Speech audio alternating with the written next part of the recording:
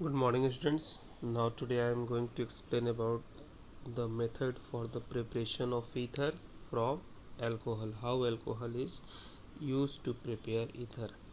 In my previous class I have already explained that in presence of dehydrating agent, that is sulfuric acid or any protonoic acid such as phosphoric acid, uh, alcohol can give two different type of products. Either it can give alkene or ether. It depends upon the reaction condition. As I told earlier, when ethanol is heated with conc H2SO4 at 443 Kelvin temperature, ethene is formed. It is the major product. But when the temperature is reduced, there is low temperature, then ether is formed. So in order to prepare symmetrical ether, uh, dehydration of alcohol take place in presence of H2SO4 at temperature 413 Kelvin. So suppose if you want to prepare diethyl ether, so what will we do? We will take ethanol CH2 OH, okay, and then if it is treated with sulfuric acid at the temperature 413 Kelvin, then we will obtain diethyl ether. Is it clear? Okay. So now we have to learn about the mechanism of this reaction, how the formation of ether take place, symmetrical ether. The important point is that symmetrical ether is prepared by this method. So how this method is used to prepare symmetrical ether? Just see the mechanism. There are three steps in the reaction. The first step is protonation of alcohol. It means CH3 CH2 OH. The oxygen atom has a lone pair of electron and it is protonated. It means it gets a proton. So this lone pair of electron get attached with this hydrogen ion and we will get protonated alcohol CH2O H H, and there is positive charge on this oxygen atom. So this is ethyl oxonium ion, okay, or protonated alcohol. It is known as ethyl oxonium ion. Okay, so this is the step 1 where protonation of alcohol take place. My dear students, then the formation of ether from alcohol take place as a SN2 mechanism. It means it is a bimolecular reaction. So the protonated alcohol will attack upon the another molecule of alcohol.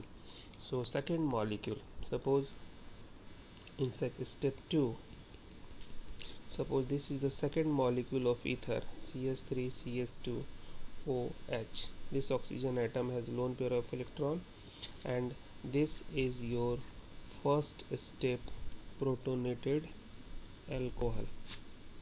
Okay, so this protonated alcohol has positive charge. What happens here?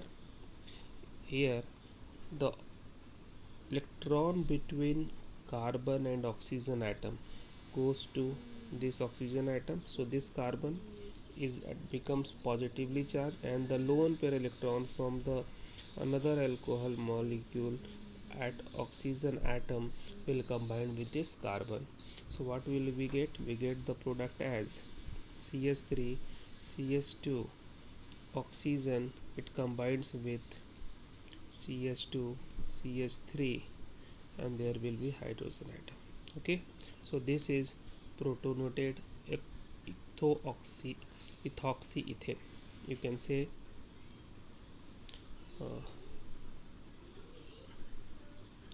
it can be protonated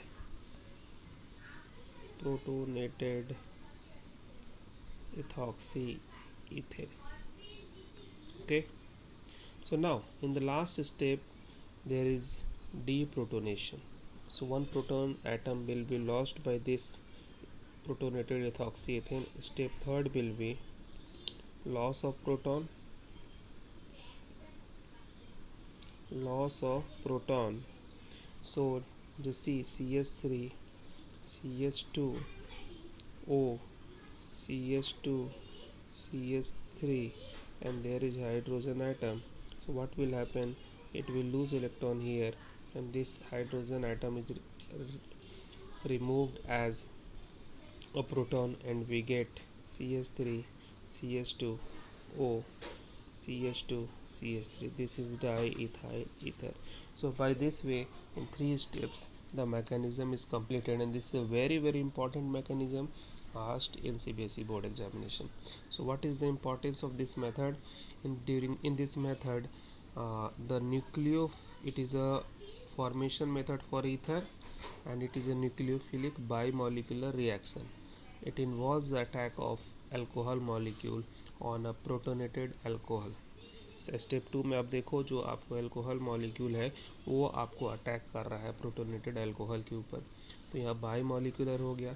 second point, there are some important condition for the formation of ether in this method is, first is temperature should be controlled.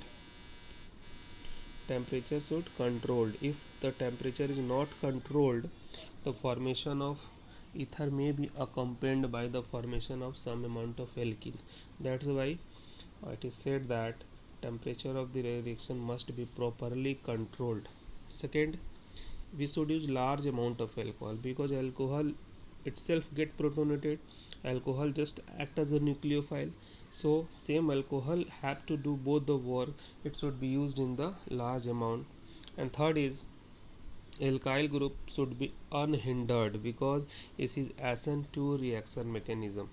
So if alkyl group is not unhindered, then in that case the reaction favors the formation of alkene, and the reaction follows SN1 pathways. Okay, so this is the very important point which should be kept in your mind कि SN2 reaction के pathway से होता है, इसलिए यहाँ पर alkyl group unhindered होना चाहिए. अगर आपने सेकेंडरी और टर्सरी अल्कोहल का यूज़ किया तो you will get alkene as a major product. So this method is applicable for formation of symmetrical ether. Suppose if you want to form bimolecular unsymmetrical ether, तो इसके जो points है मैं लिख दूँ. जो कंडीशन है, टेम्परेचर होना चाहिए ज़्यादा, लार्ज अमाउंट में आपको यूज़ करना है alcohol, large amount of alcohol should be used. और थर्ड हमारा जो पॉइंट था, एल्काइल ग्रुप जो होना चाहिए वो अनहिंडर्ड होना चाहिए. एल्काइल ग्रुप अनहिंडर्ड होना चाहिए. Okay, so now see, if we want to prepare methyl ethyl ether, is it possible to prepare this method by this method?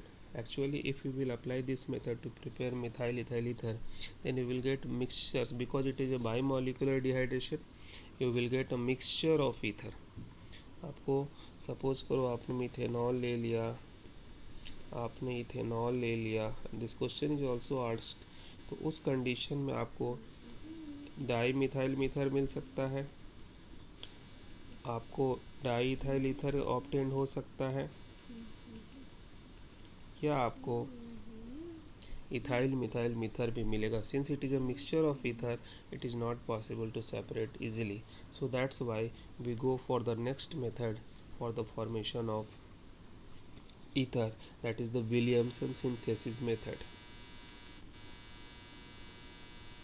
Williamson synthesis method. What is the importance of this method? It is important laboratory method, and by this method we can prepare the symmetrical and unsymmetrical methods also. आप दोनों तरह के ether का formation इस method से कर सकते हैं. और इस मेथड में होना क्या है, the alkyl halide is treated with suitable sodium alkoxide. जो आपका एल्काइल हैलाइड है उसको सबसे पहले सुटेबल एल्कोक्साइड के साथ आप ट्रीट करेंगे, ठीक है. और अब आपको इस मेथड में देखो कैसे प्रिपरेशन होता है. Alkyl halide RX is treated with RONA plus. This is sodium alkoxide. तो इस रिएक्शन में क्या होता है बच्चों, ये X और Na निकल जाता है और आपको क्या मिल जाता है, ROR। if R and R dash, these are the different alkyl groups, you will get unsymmetrical ether, and if R and R dash is same, you will get symmetrical ether. For example, see here, CH3 CH2 Br, it is treated with CH3 CH2 ONA. So what will happen here, both the alkyl group is ethyl, so we will get CH3 CH2O CH2 CH3, diethyl ether is obtained. Okay, suppose if you take sodium methoxide and ethyl bromide, here it is taken as CH3 CH2 Br and CH3 ONA, it is sodium methoxide. Then what will happen, sodium bromide is removed and we will get CH3 CH2O CH3, methyl ethyl ether, or you can say that methoxy ether. It is unsymmetrical ether in this situation you obtain, it is unsymmetrical, and in the first case we get symmetrical ether. So is it clear up to? So we can obtain the unsymmetrical and symmetrical both type of ether by Williamson synthesis method. So Williamson synthesis method is a name reaction, you should understood it. Okay, now there is one limitation of this method, is that, what is the limitation, write down the limitation of Williamson synthesis. In this method, for preparing unsymmetrical ether, if you want to prepare unsymmetrical ether, it means the two alkyl group attached with oxygen atoms should be different. Then the limitation is that the halide used should preferably be primary. Why? Because Williamson synthesis occurs by SN2 mechanism. ये किस method से होता है, SN2 mechanism से होता है। और इसका मतलब ये हुआ कि आपके एल्काइल हैलाइड और जो आपने सोडियम एल्कोक्साइड लिया था, दोनों एक साथ रिएक्ट कर रहे हैं। तो primary alkyl halide are most reactive. आपको पता है कि प्राइमरी एल्काइल हैलाइड की रिएक्टिविटी जो होती है फॉर SN2 रिएक्शन के लिए ज़्यादा होती है विथ रिस्पेक्ट टू सेकेंडरी, और सेकेंडरी की ज़्यादा होती है विथ रिस्पेक्ट टू टर्शियरी। तो सबसे पहला कंडीशन है कि alkyl halide should be preferably primary alkyl halide. If a tertiary alkyl halide is used, suppose if we use the tertiary alkyl halide, then alkene is the only product. Just see here what will happen, because in that case alkene will be the major product. Suppose if we use CH3 CH3 CH3 and it is Br, it is treated with sodium ethoxide. Now here the alkyl halide is tertiary alkyl halide, tertiary butyl bromide. So in this case what happens, just see here, this sodium, this electron between these two, bromine and carbon, bromine take the electrons, and after taking electrons it goes with sodium and NaBr is formed. Okay, so now there are 3 hydrogen attached with this, so I can write like this, CH2H. So what happened, sodium is positive ion and oxygen is here negatively charged, so this hydrogen goes to react with this one and this electron comes here to form a double bond. So what happens, the product will be CH3 C double bond CH2, okay, and then here CH3, this product is formed, and C2H5OH is another product, or NaBr already we have formed. So when tertiary alkyl halide is used, the product will be alkane, and when primary alkyl halide is used, the product will be ether. The reason is that the primary alkyl halide is goes through SN2 mechanism, and the Williamson synthesis occurs by SN2 mechanism. This is the important. So I hope this concept is got clear to all of you. This is all about the preparation of ether from alcohol. So okay, thank you. The next video will be regarding the physical properties of alcohol and phenol. Okay, thank you.